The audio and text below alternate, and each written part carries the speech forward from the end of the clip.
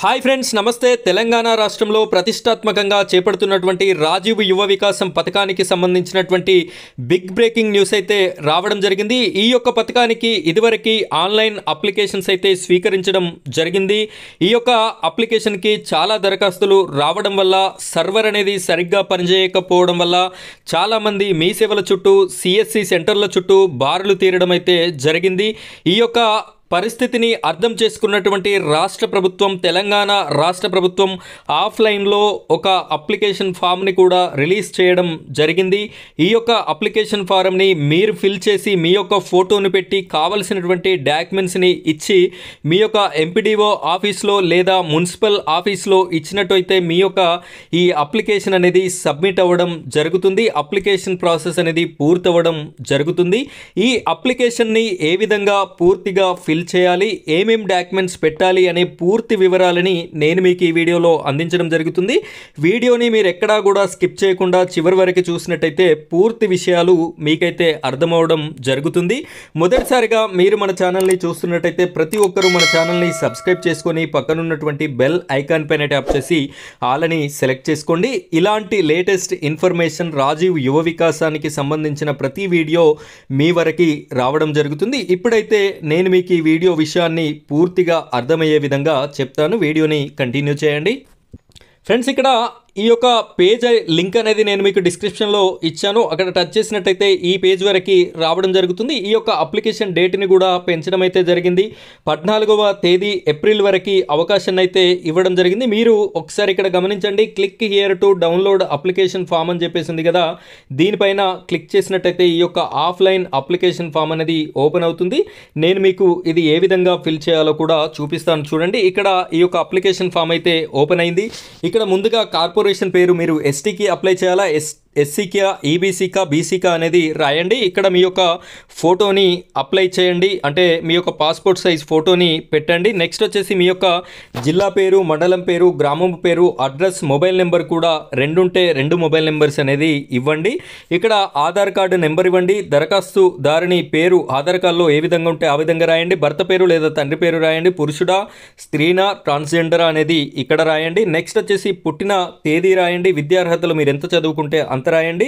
ఇక్కడ ration card number లేదా ఆదాయ ధృవీకరణ పత్రము ఈ రెండిట్లో ఏ ఒక్కటి ఉన్నా కూడా సరిపోతుంది. ఈ యొక్క అప్లికేషన్ అనేది అయిపోతుంది. 2 ఉండాల్సినటువంటి అవసరం అయితే లేదు. ఇన్కమ్ సర్టిఫికెట్లో మీ యొక్క సంవత్సరపు ఆదాయం ఎంత ఉంటే అంత రాయండి. కుల ధృవీకరణ పత్రం నెంబర్ రాయండి. క్యాస్ట్ సర్టిఫికెట్ నెంబర్ రాయండి. కులము, మీ యొక్క కులము ఏంటి అనేది బీసీబీనా ఏంటి అనేది రాయండి. ఇక్కడ ఉపకులము అంటే బీసీబీ అనుకోండి. దాంట్లో పద్మశాలినా, కుమ్మరినా, కమ్మరినా ఏంటి అనే సబ్ క్యాస్ట్ అనేది రాయాలి.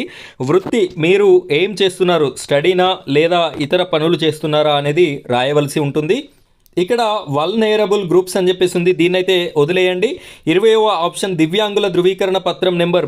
మీరు కనుక ఫిజికల్లీ హ్యాండిక్యాప్డ్ అయినట్టయితే మీకు సదరణం సర్టిఫికెట్ అనేది ఉంటుంది. ఆ నెంబర్ని ఇక్కడ రాయాల్సి ఉంటుంది. ఇక్కడ మీరు ఏ సెక్టార్కి అప్లై చేశారు, వ్యవసాయమా, పారిశ్రామిక, వ్యాపారమా, ఇతరముల అనేది మీరు టిక్ చేయండి. ఇక్కడ పథకము పేరు, వివరములు, స్కీమ్ నేమ్ అనేది అప్లై చేయండి. ఫర్ సపోజ్ మీరు పారిశ్రామిక రంగానికి చేసినట్టయితే అందులో చాలా రకాల పథకాలు ఉన్నాయి. క్లాత్ బిజినెస్ అని, బ్యాంగిల్ స్టోర్ బిజినెస్ అని, ఈ విధంగా ఏ పథకానికి అప్లై చేస్తే దాని యొక్క పేరుని రాయాలి. యూనిట్ విలువ మీరు 1 lakh పెట్టుకున్నారా, 2 lakhs, 3 lakhs, 4 lakhs అనేది ఇక్కడ రాయండి. ఆర్థిక సహాయ రకము మీరు 50,000కి పెట్టుకున్నట్టయితే ఇక్కడ నాన్ బ్యాంక్ లింకేజ్ అని రాయండి. 50,000 కన్నా ఎక్కువ పెట్టుకున్నట్టయితే బ్యాంక్ లింకేజ్ అనేది కూడా రాయాల్సి ఉంటుంది. మీకు ల్యాండ్ ఉన్నట్టయితే పట్టాదారు పాస్బుక్ నెంబర్ రాయండి. భూమి ఎంత ఉందో కూడా దాన్ని రాయవలసి ఉంటుంది. ఇక్కడ బ్యాంక్ పేరు స్టేట్ బ్యాంకా, ఆంధ్ర బ్యాంకా రాయండి. బ్రాంచ్ పేరు మీ యొక్క బ్రాంచ్ ఏ పేరుతోని కలిగి ఉంది అనేది రాయండి. ఐఎఫ్ఎస్సి కోడ్ అనేది రాయండి. పాన్ నెంబర్ ఉన్నట్టయితే పాన్ నెంబర్ని కూడా రాయండి. ఇక్కడ కింద చూసినట్టయితే పైన పేర్కొన్న వివరాలు నిజమని నేను ఇందు మూలంగా ధృవీకరిస్తున్నాను. గత 5 సంవత్సరాలలో నేను లేదా నా కుటుంబ సభ్యులు కార్పొరేషన్ ప్రభుత్వం నుండి ఎటువంటి సబ్సిడీని పొందలేదు కూడా ప్రకటిస్తున్నాను. ఏదైనా సమాచారం తప్పుగా తేలితే నా రిజిస్ట్రేషన్ రద్దుకి బాధ్యత వహిస్తున్నాను మరియు కార్పొరేషన్ ప్రభుత్వం చేపట్టే చర్యలకు నేను అంగీకరిస్తున్నాను. ఇక్కడ 5 సంవత్సరాలలో కార్పొరేషన్ లోన్లు ఎవరైతే పొందలేదో వారు అప్లై చేసుకోవడానికి అవకాశం అయితే ఉంటుంది. చివరగా ఇక్కడ దరఖాస్తుదారుని సంతకం అనేది మీరు పెట్టవలసి ఉంటుంది. దానికి ఈ యొక్క డాక్యుమెంట్స్ అనేది ఆధార్ కార్డు, క్యాస్ట్ సర్టిఫికెట్, ఆదాయ ధృవీకరణ పత్రము లేదా ఆహార భద్రత కార్డు, అవసరమైన మేరకు జతపరచవలసిన సంబంధిత ధృవపత్రములు.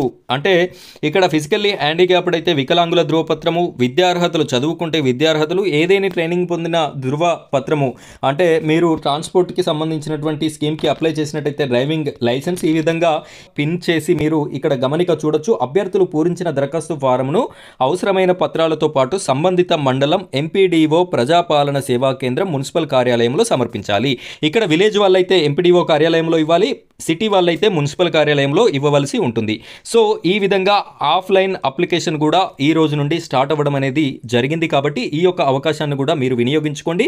అనవసరంగా నెట్ సెంటర్ల చుట్టూ తిరుగుతూ సర్వర్ లేని కారణంగా మీ యొక్క టైంని వేస్ట్ చేయకుండా ఈ సింపుల్ ట్రిక్ అనేది మీరు యూజ్ చేసి ఈ యొక్క రాజీవ్ యువ వికాసం పథకానికి అప్లై చేసుకుంటారని భావిస్తున్నాను. ఫ్రెండ్స్, ఇలాంటి లేటెస్ట్ సింప్లీ వీడియోస్ అన్ని మీ వరకు రావాలి అనుకుంటే మన ఛానల్ని సబ్స్క్రైబ్ చేసుకొని పక్కన ఉన్నటువంటి బెల్ ఐకాన్ పైన ట్యాప్ చేసి ఆల్ అని సెలెక్ట్ చేసి పెట్టుకోండి. Thank you friends, thank you very much.